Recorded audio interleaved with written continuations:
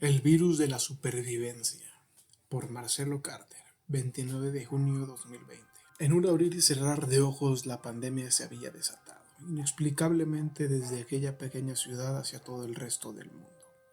Este nuevo virus se transmitía de persona a persona muy fácilmente. Los síntomas se manifestaban en cansancio y fatiga extrema durante un periodo de 48 horas. Después de eso, y de forma inminente, la muerte. Sin vacuna ni antídoto desarrollado aún, el pánico comenzó a cundir entre los habitantes de todas las ciudades alrededor del planeta. Las autoridades, al no poder identificar el origen de la enfermedad en concreto, pusieron en marcha un estricto plan de contingencia sanitaria. Todos debían quedarse en sus casas, evitar contacto con otras personas enfermas y con los cadáveres, ya que estos también eran foco de contagio. Se aconsejó reforzar las medidas de higiene y limpieza en todas las casas, ya que hasta ese momento se creía que con ello se podía detener la mortal amenaza. Gregorio, hombre de 56 años, fue con su esposa al supermercado y llenaron el carro. Compraron artículos desinfectantes y de limpieza de sobra, porque él estaba aterrado. No quería contagiarse. Una señora que no pudo llegar a tiempo se acercó en la fila de la caja a pedirle humildemente una de las 15 botellas de alcohol que llevaba en su carro. Pero Gregorio respondió: señora, haga como los demás y sea precavida. Levántese más temprano. Tras esa respuesta, la señora se alejó fastidiada sin decir nada. Pero fue su esposa la que le dio un codazo. Goyo, compraste alcohol de sobra. ¿Qué te costaba darle una botella a esa pobre mujer? Elena, una botella podría ser la diferencia entre sobrevivir o morir. Decretaron estado de emergencia por si no has abierto los ojos ni escuchado nada de las últimas 48 horas. Le respondió el malhumorado anciano con un dejo de ironía. Luego agregó: y no me digas Goyo. Una vez en casa, Gregorio bajó las cortinas de las ventanas del primer y segundo piso. Es para que nadie venga a visitarnos, le explicó a su esposa, quien creyó que su esposo exageraba demasiado. Ambos cenaron sentados en el sillón grande frente a la TV. Allí el maratón del noticiero no hizo más que alimentar la paranoia del pobre hombre. Lo último que se descubrió en ese momento fue que el mortal virus podía alojarse en la superficie de cualquier objeto, pared o mueble durante 6 días antes de morir, y que podía transmitirse de persona a persona bastando solo 2 metros de distancia entre ellos. Gregorio, al oír esto, disimuladamente echó un vistazo a su esposa, a quien consideró que estaba muy cerca de él, sentada en el sillón. Comenzó a sudar y a sentirse incómodo. Al cabo de unos minutos no aguantó más y se levantó del sillón, dejando la bandeja de comida sobre la mesita de centro. A los pocos segundos volvió usando mascarilla. Elena lo miró sorprendido al ver que Gregorio le ofreció una caja de mascarillas sosteniéndola con las pinzas de acero. ¿No crees que estás exagerando?, le preguntó ella. ¿No crees que haces muchas preguntas? Ya viste el noticiero. De ahora en adelante, si vamos a estar cerca, usaremos mascarillas. Goyo, limpio los muebles de cada hora tal como me ordenaste. Lo mismo el baño y la cocina. Nuestra habitación tiene todo recubierto con plástico transparente. No salimos a la calle y no recibimos visita. ¿Y quieres que ocupe eso? Las personas son vehículos de contagio. Si vamos a estar ambos en esta casa, tienes que ponerte la mascarilla. No estamos enfermos, así que no ocuparé mascarilla dentro de mi propia casa, exclamó ella levantándose del sillón. Y deja de llamarme Goyo, le contestó él mientras su esposo subía las escaleras hacia el segundo piso. Gregorio no iba a dejar las cosas así, claro que no. Fue por toallas desinfectantes, botellas con agua, sus pastillas para dormir, una maleta con ropa y se instaló en el cuarto de invitados. Desde allí haría frente a la peligrosa pandemia mundial. Su esposa se encargó de dejarle una bandeja de comida 3 veces al día junto a la puerta en el pasillo. Quería evitar todo contacto con las personas mientras la pandemia no acabara.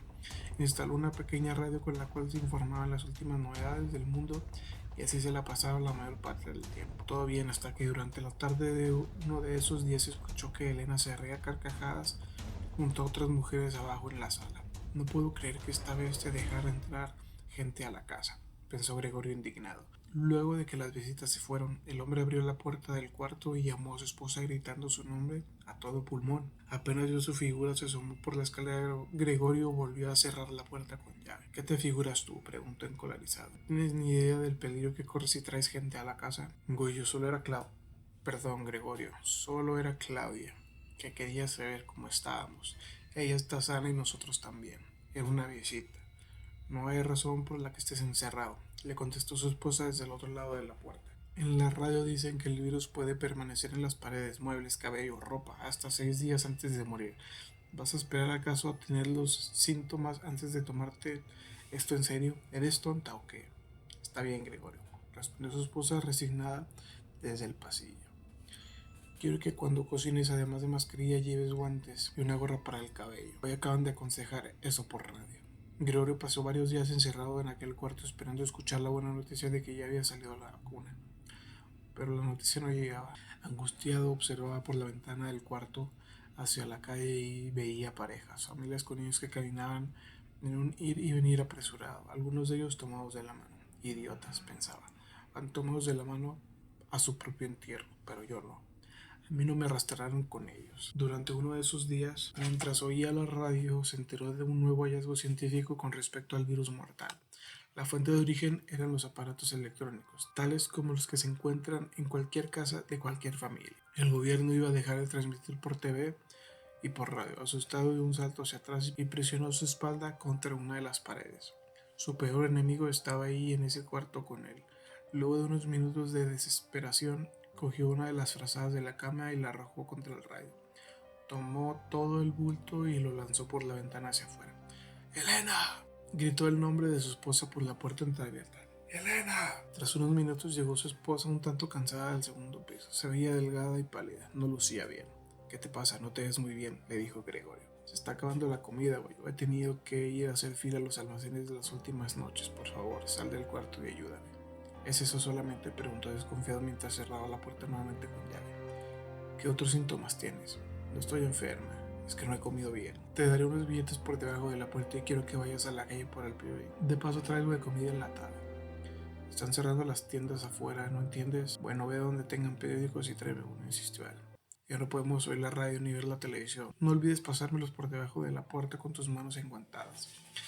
Deslizó el billete por debajo de la puerta y su esposa lo recibió del otro lado. Pasaron horas y su esposa no volvía a casa. Enfurecido pensó que Elena se había marchado de la casa con alguna amiga o a la de su hermana para pasar el estado de emergencia lejos de él. Pero luego de unas horas que parecieron ser eternas, escuchó que alguien entraba a la casa. Era su esposa quien, como pudo, comenzó a subir las escaleras hacia el segundo piso casi arrastrándose. Le empujó el periódico por debajo de la puerta y luego le pasó las monedas del cambio. Elena, ¿estás bien?, preguntó Gregorio. Sí, solo estoy cansada, contestó ella apenas sacando la voz desde el otro lado de la puerta. Creo que voy a dormir un rato. Elena, ve a tu cuarto, le dijo Gregorio preocupado. Ve a dormir a la habitación, no te quedes en el pasillo. Elena, ¿me oyes? Ve a tu cuarto. Encontraron una cura, dijo finalmente su esposa antes de colapsar en el pasillo y perder la conciencia. Gregorio, asustado y confundido, se quedó sin reaccionar por varios segundos. Solo atinó a tapar el agujero debajo de la puerta con unas toallas. Estaba firmemente decidido a no dejar entrar el virus. Luego, apesumbrado, comenzó a echar una ojeada al periódico sentado en la cama. Ahí pude leer: doctores descubren que el virus muere al estar expuesto a una temperatura a más de 100 grados Celsius. Gregorio, emocionado, sintió un pequeño alivio al leer esta noticia. Luego continuó: autoridades levantarán la cuarentena en 6 días más. Tienen preparado un nuevo plan de contingencia para la ciudad y sus habitantes sanos, el cual se dará a conocer en los próximos días. Esperanzado, Gregorio comenzó a racionar la comida y las botellas de agua. La cuarentena se acababa en 6 días más. Si el virus podía sobrevivir 6 días en las superficies al aire libre, entonces él al séptimo día iba a salir de casa. Prefiero pecar de precavido antes que otra cosa, se dijo. Y así lo hizo. Racionó lo más que pudo de alimentos y se sometió a una estricta dieta durante 5 días. Ahí se dio cuenta que solamente le quedaba una lata de frijoles y media botella de agua. Tomó la decisión de tomar sedantes para comer lo menos posible, hasta llegar al séptimo día. Sin embargo, estaba débil producto de la mala alimentación. Las pastillas de dormir provocaron un fuerte efecto en él. Permaneció sedado por otros 5 días más. Gregorio despertó mareado y con dolor de cabeza. El hambre premiaba desde el primer segundo. Se abalanzó sobre el tarro de frijoles y se lo acabó. En tan solo un par de minutos luego bebió de la botella de agua hasta vaciarla por completo. Miró a su alrededor y advirtió que lo había conseguido. Su aislamiento le permitió estar sano durante todo el estado de emergencia. Con la cuarentena levantada ya podía salir a la calle.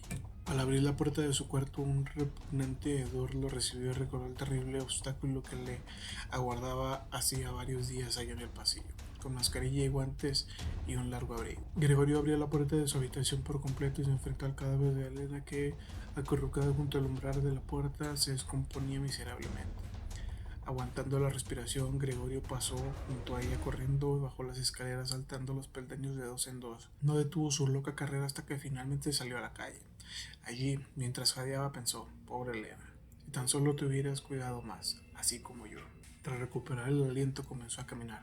Afuera el panorama era desolador. Nadie, absolutamente nadie a la vista. De pronto, una sirena se dejó ir a lo lejos. Perplejo ante el sonido de la sirena, fue avanzando por las calles y casas deshabitadas. No había nadie en su alrededor. Él era el único hombre que caminaba por la ciudad. ¿Será que nadie más lo consiguió?, se preguntaba mientras avanzaba por los barrios solitarios. Vinieron y se llevaron a todos los enfermos, se dijo. Soy el único hombre en la ciudad, declaró con una sonrisa de oreja a oreja. Feliz comenzó a correr y a cantar por las calles durante varios minutos hasta llegar al supermercado. Allí se detuvo en el puesto de periódicos. Comenzó a leer los titulares con curiosidad. Su mirada se detuvo particularmente en uno que le heló el corazón. Hoy es el día de la evacuación. Todos los habitantes sanos serán transportados por los militares durante 2 días hacia ciudades aledañas donde estarán a salvo. Cogió el periódico y empezó a leer la noticia con detención. Todos los habitantes sanos que queden en la ciudad deben dirigirse a las estaciones de tren y buses. Personal militar los llevará a las ciudades aledañas para ponerlos a salvo. El Senado aprobó la moción para destruir la ciudad infectada y erradicar la fuente del contagio. El bombardeo se realizará en la zona el día 6 de abril a partir de las 11 a.m. De fondo la sirena seguía sonando cual trompeta del fin del mundo en su cabeza. Un destello en el cielo le hizo levantar la vista. Allí, surcando el espacio, el primero de muchos misiles que caerían en la ciudad para incinerarla, estaba a punto de estrellarse sobre él. Gregorio cayó de rodillas, luego se quitó la mascarilla y la arrojó al suelo. En tan solo 15 segundos no iba a tener que preocuparse de ninguna enfermedad o contagio.